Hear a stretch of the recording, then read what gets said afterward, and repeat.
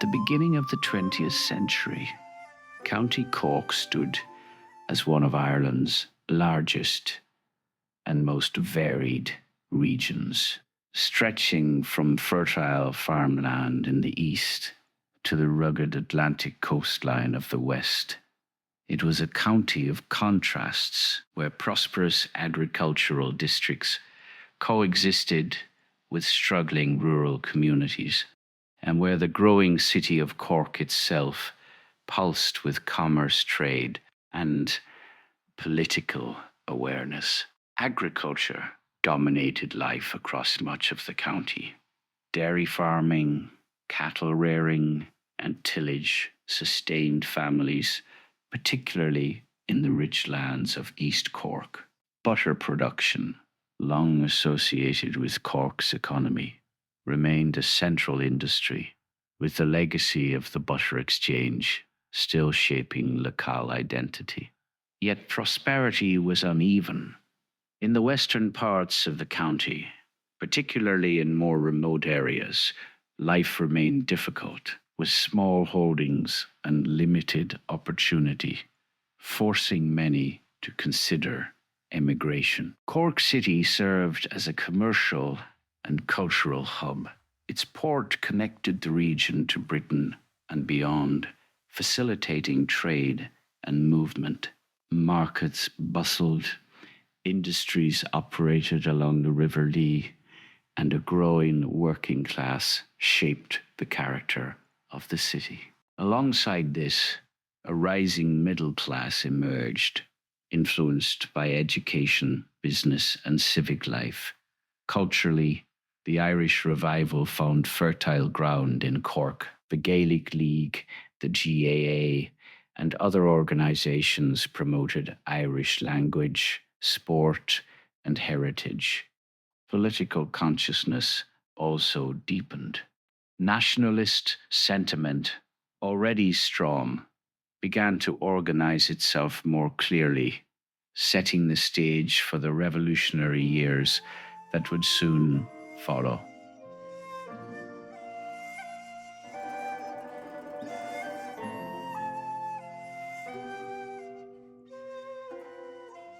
The years between 1910 and 1923 transformed Cork more dramatically than any period before or since. Known as the Rebel County, Cork played a central role in Ireland's struggle for independence. The formation of the Irish Volunteers in 1913 saw widespread participation across the county, particularly among young men committed to the idea of national freedom. Although Cork was not the main theatre of the Easter Rising in 1916, its impact was deeply felt. The execution of the Rising's leaders shifted public opinion, galvanizing support for independence. By the time the War of Independence began in 1919, Cork had become one of its most active and organized regions. Under the leadership of figures such as Michael Collins, guerrilla warfare took root. Ambushes, intelligence networks, and targeted attacks defined the conflict. The British response was harsh. The arrival of the Black and Tans and auxiliaries brought reprisals that left deep scars on the county. The most infamous event came in December 1920, when Cork City was burned by Crown forces following an IRA ambush. Entire streets were destroyed, businesses lost, and families displaced. The destruction symbolized both the brutality of the conflict and the resilience of the people who endured it. The Anglo-Irish Treaty of 1921 brought a fragile peace but divided opinion. Cork, like much of Ireland, was torn apart by the civil war that followed. Fighting between pro- and anti-treaty forces left communities fractured. By 1923, the violence had ended, but the divisions it created would linger for decades.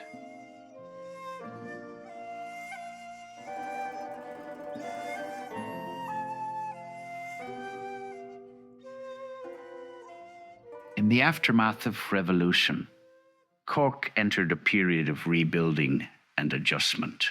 The new Irish Free State brought political independence, but economic realities remained harsh. Much of the county continued to rely on agriculture, with small farms struggling to provide stable incomes. Cork City began the slow process of recovery after the devastation of 1920. Reconstruction took time, but it also created opportunities for modernization. New buildings rose where destruction had occurred, reshaping parts of the urban landscape. The 1920s and 1930s were marked by economic difficulty across Ireland, and Cork was no exception. Limited industrial development meant that employment opportunities were scarce. Emigration remained a constant feature of life, particularly among younger people seeking work abroad. Despite these challenges, Cork retained a strong cultural identity. Music, sport, and local traditions flourished, providing continuity in uncertain times. The GAA, in particular, played a significant role in community life, with Cork teams achieving success that fostered pride and unity. Government efforts to support agriculture and rural life brought some improvements, but progress was gradual. Electrification and infrastructure development were still limited, particularly in rural areas. This was a period defined by endurance. The revolutionary energy of the previous decade had given way to the realities of building a nation, and for many in Cork, daily life remained a struggle.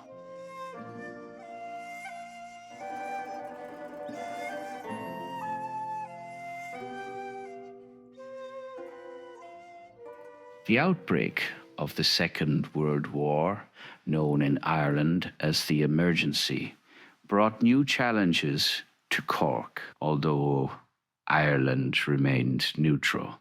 The county's coastal position placed it closer than most to the realities of the conflict. Cork Harbour became a site of strategic importance, even in neutrality. The memory of British naval presence before independence lingered, and the harbour's role in Atlantic shipping routes meant that wartime activity was never far away. Ships passed, convoys formed, and the dangers of submarine warfare were understood, even if not directly experienced on a large scale. Rationing defined everyday life. Food, fuel, and basic goods were in short supply, forcing households to adapt. People relied more heavily on local production, growing their own food where possible. Turf cutting increased as coal became scarce, economic activity slowed, and isolation deepened. Travel restrictions and limited trade affected both urban and rural communities. Yet, as in other parts of Ireland, social cohesion often strengthened during these years. Communities relied on one another, maintaining a sense of stability in uncertain times. Cork's experience of the emergency was one of quiet endurance rather than direct destruction. The war years reinforced existing challenges, but also highlighted the resilience of the county's people.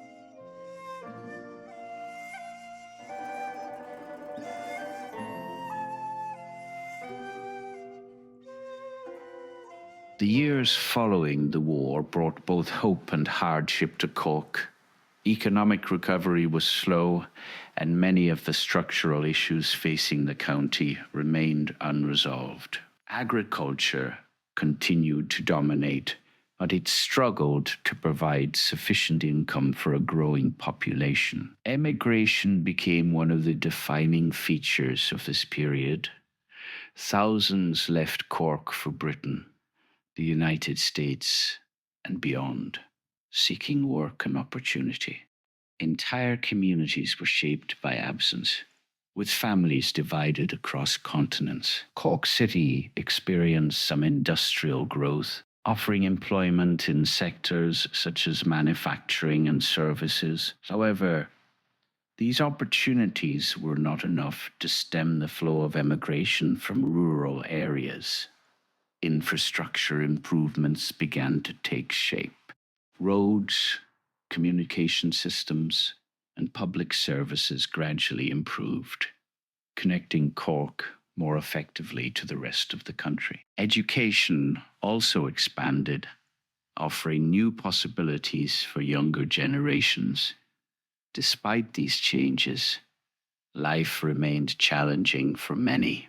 Economic inequality persisted, and the benefits of development were unevenly distributed. This period marked the beginning of transition. While traditional ways of life continued, the forces of change were becoming more visible, setting the stage for the transformations that would follow.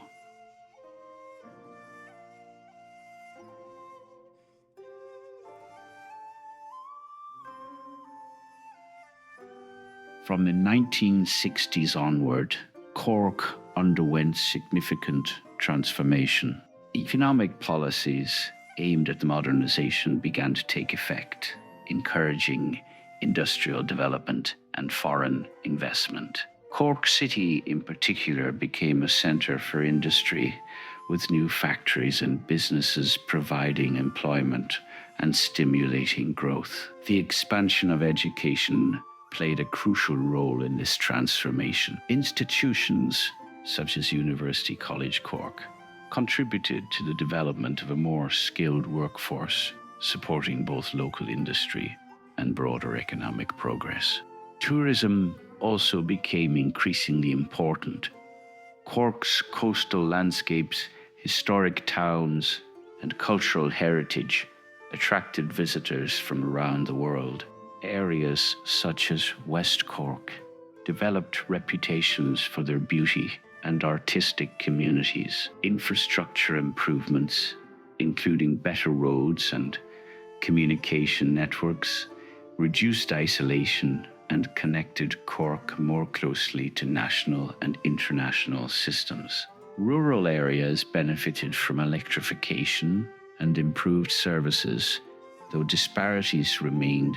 Social change accompanied economic development. Emigration declined as opportunities within Ireland increased. Communities evolved, balancing tradition with modern influences. By the end of the 20th century, Cork had transformed from a largely agricultural county into a more diverse and dynamic region. It retained its identity as the rebel county, shaped by history and resilience, but it had also embraced change, becoming a key part of modern Ireland's story